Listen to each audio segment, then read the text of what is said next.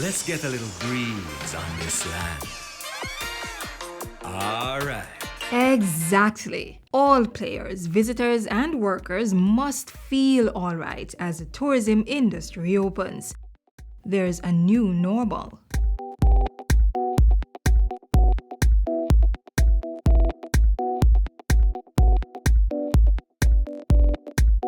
Safe and resilient tourism has consistently been a foundational element of Jamaica's tourism industry. Tourists and Jamaicans alike have high expectations for Jamaica, a top Caribbean tourist destination. The Ministry of Tourism, through its COVID-19 Tourism Recovery Task Force, has developed a health and safety protocols manual. It provides guidelines and benchmarks for industry operators as well as workers in order to cater to visitors while warding against an expanded outbreak of COVID-19. The goal of the ministry's COVID-19 health and safety protocols is to strengthen Jamaica's resilience to the pandemic and safeguard all stakeholders within the tourism ecosystem, including workers, communities, and tourists. On the heels of the recent phased reopening of the industry, the ministry, through the Tourism Product Development Company (TPDCO), hosted a week-long sensitization session with stakeholders on the health and safety protocols. The session targeted primarily individuals working within the western and northern side of the country, with workshops being held in Westmoreland, St. Anne, and St. James. More than 16,000 industry players participated, drawn from the accommodations, tours, car rentals, attractions, and craft shop subsectors. The message was clear: safety of workers and safety of visitors for a resilient destination. There are 8 key health and safety elements of the Jamaica tourism sector. Sanitization stations, 2, face masks or personal protective equipment, 3, physical distancing, 4, clear, frequent, and consistent messaging, 5, technology enablement, 6, real-time monitoring and reporting, 7, rapid and clear response, 8, training. Training should be done for the entire tourism industry. One of the protocols highlighted is the need to appoint a health and safety risk committee at hotels with excess of 100 rooms.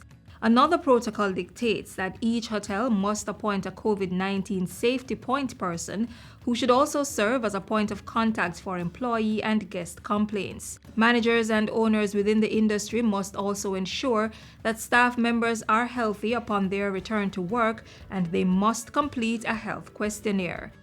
Hotels will be required to allow for contactless digital check-in of guests where possible, and must also ensure that employees at the start of their shift disclose whether they have knowingly been exposed to anyone with COVID-19.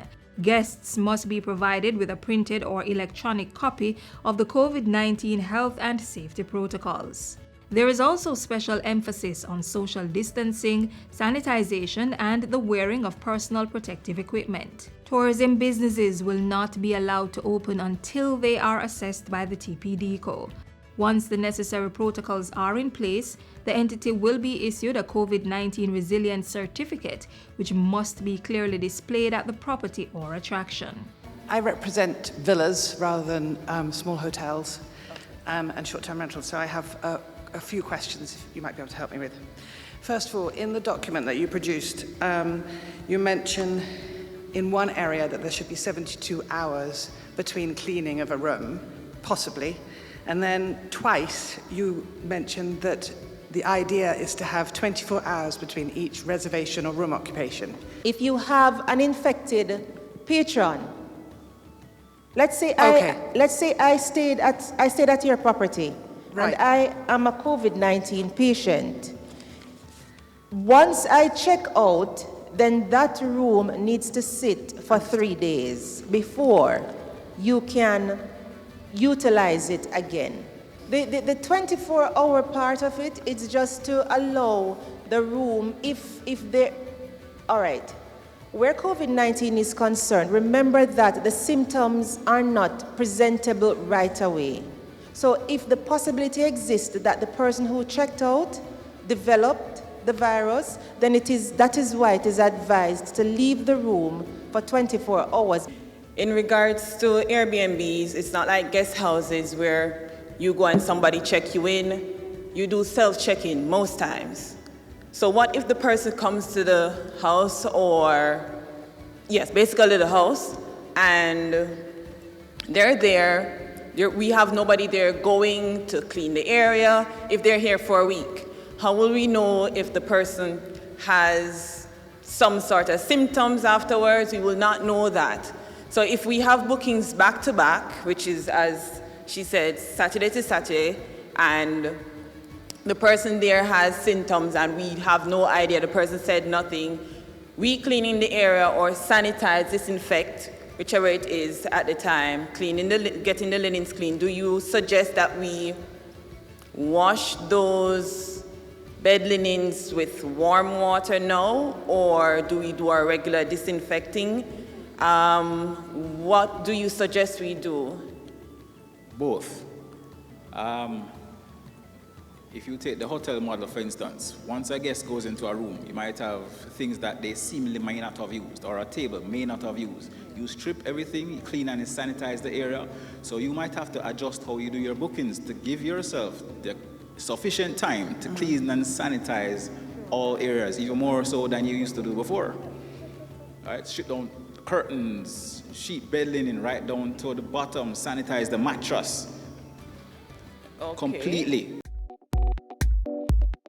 The stakeholders gave a commitment to strictly adhere to the COVID-19 health and safety protocols in order to help protect their bread and butter.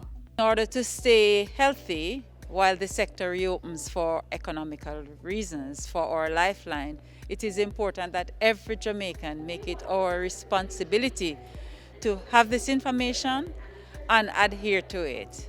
From social distancing, wearing of the masks, washing our hands. We used to wash our hands, but the Ministry of Health has been doing a great job. We have quarreled with them in the industry over the years that they are so hard on us for the things they want.